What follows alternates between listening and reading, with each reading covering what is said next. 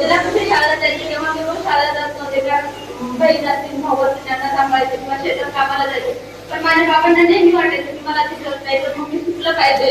तर त्यांनी मला सोलापूरला नेऊन सोडले. पण माझे बाबा जेव्हा मला सोडायला यायचे तेव्हा त्यांनी 8-8 तास प्रवास करायचे.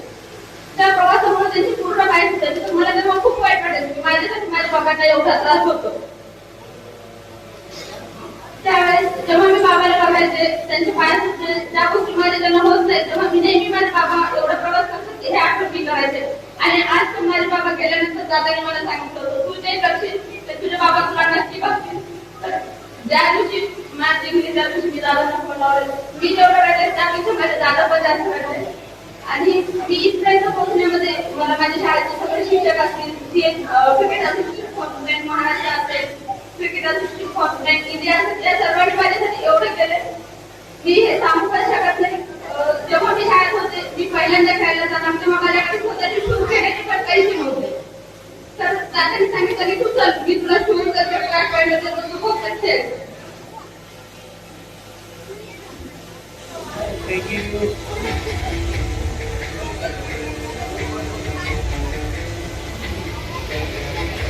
तेव्हापासून दादांनी माझं सगळं शिक्षणाचा खर्च असेल समाजाला खर्च वगैरे असतील दादा मला नेहमी म्हणायचे तुझ्या शिक्षणासाठी काय लागतं तू माझ्याकडे माग.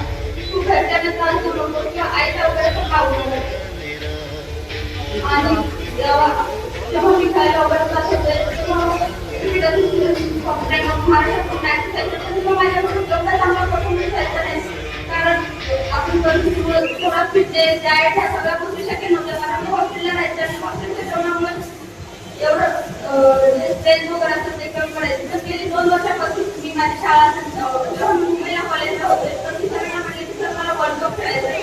पण माझ्याकडे एवढी प्लॅनिंग नाही की मी करू शकेल.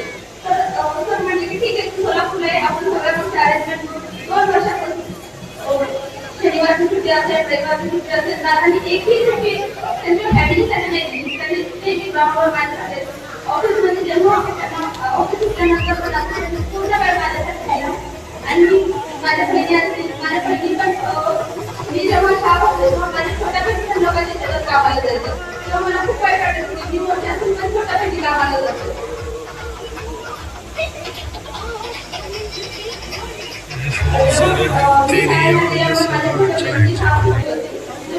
जेव्हा मी सुट्टीला आली दुसऱ्या म्हणजे शाळा तिला खूप वाईट वाटायचं. मी बघायचे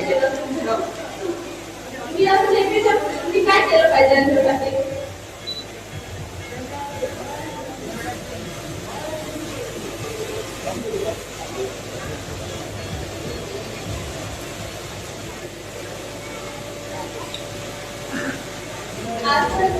जेव्हा मी बाहेर देशात खेळायला गेले होते आणि मी माझ्या आईला विचारलं की तू मॅच बघितली का.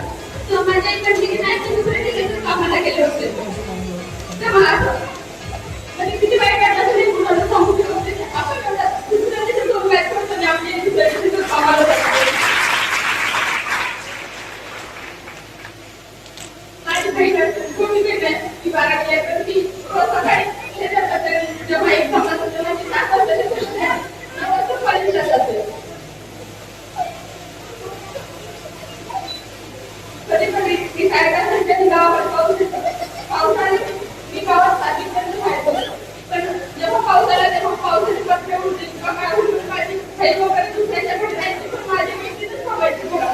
मी काय तसं नेहमी विचार करायचे आमच्याकडे पाऊस आला असतो का कपडे गेले असतील का.